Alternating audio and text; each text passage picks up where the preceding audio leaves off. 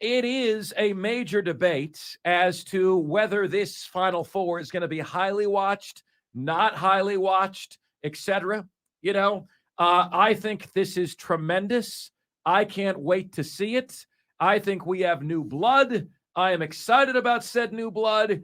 And at least publicly, at least outwardly, you guys are saying the same thing. In a poll I posted yesterday that got a boat ton of votes, here's what I said. The Final Four consists of a 4 seed, 2 5 seeds, and a 9 seed. It was the first time in the history of the tournament that not a single number 1 seed made it even to the Elite Eight. And now it's the first time in NCAA history that neither a 1, 2, or 3 seed has made the Final Four. Why As me, the fan of the little guy, I am in hog heaven with this Final Four. Love it. So very basic question for you guys as we get the party started here. Is this good for college basketball?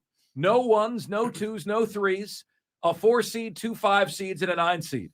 Is this good for college basketball? And will you watch a Final Four that doesn't include blue blood brands? Will you watch a Final Four that doesn't include the Kansases, the North Carolinas, the Dukes of the world, the UCLAs of the world, the Kentuckys of the world? Well, thus far, 90.2% say it's great for basketball, and I will watch. Only 9.8% are saying it's bad for basketball, and I won't watch. I'm going to let you in on a little secret, Mark. Those brands don't mean as much when the players on the teams are unrecognizable. We bring it up all the time. We don't know any of these guys on these teams anymore. NIL, transfer portal, one and done. It's a completely new team. Year in and year out. Now, the fan of the team will know their team. Of course they will. But how would you expect somebody living in Greenville, South Carolina, to know the stars on UCLA's team or to know the stars on Kansas's team?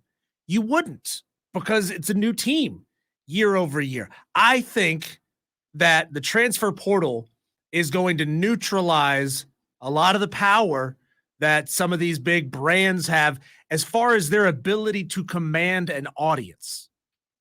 San Diego State over Creighton yesterday. I have become a San Diego State stan. You might as well call me Aztec Mark. San Diego State. That's right, which means a Wales woohoo. But I have become a major San Diego State stan, in part because they're the team that upset Furman, and then in part because nobody across the country believes in this team.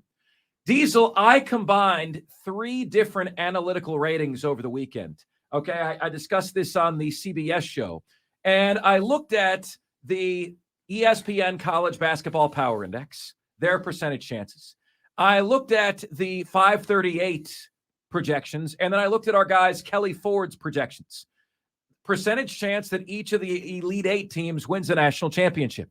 San Diego State was 5th out of 8 teams. They had a 9% chance to win the national championship when the Elite 8 began. Who was first? Texas. Where are they right now? Gonzo. They had a 26% chance. UConn was 2nd. Gonzaga was 3rd. Creighton was 4th, right? Everybody continues to sleep on this team, and you look at this team, and it is the best team in the country, San Diego State, at getting you to play their game. Alabama and Creighton both average over 80 points a game.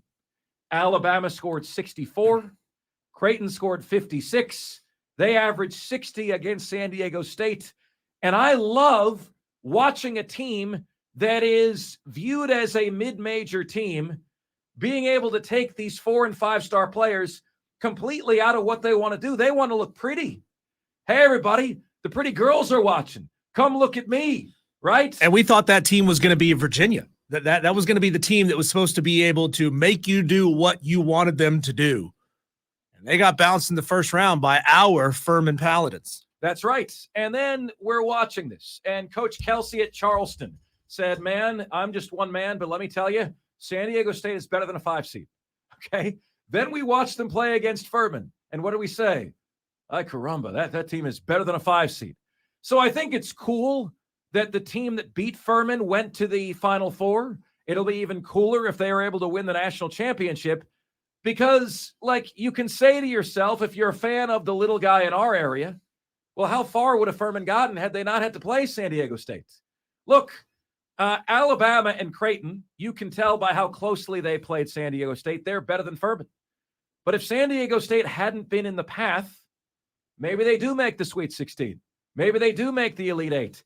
And I love this team that is not supposed to be there, kind of bloodying and bruising all of the pretty boys in college basketball right before our eyes.